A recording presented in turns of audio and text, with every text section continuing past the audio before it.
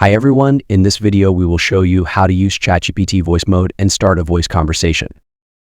Voice conversations allow you to have a spoken conversation with ChatGPT, enabling a more conversational and natural interaction. Voice Mode is available in the ChatGPT mobile app for iOS and Android.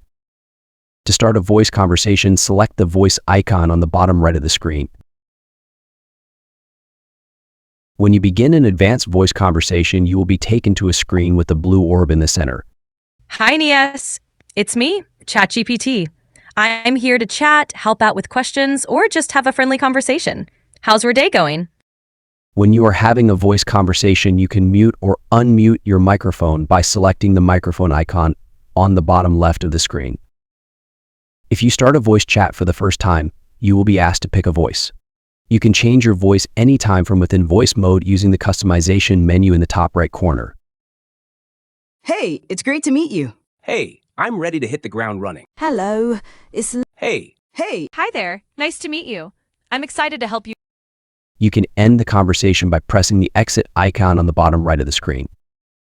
Hope this video is helpful to you. If it is, please like and subscribe to our channel. Thank you.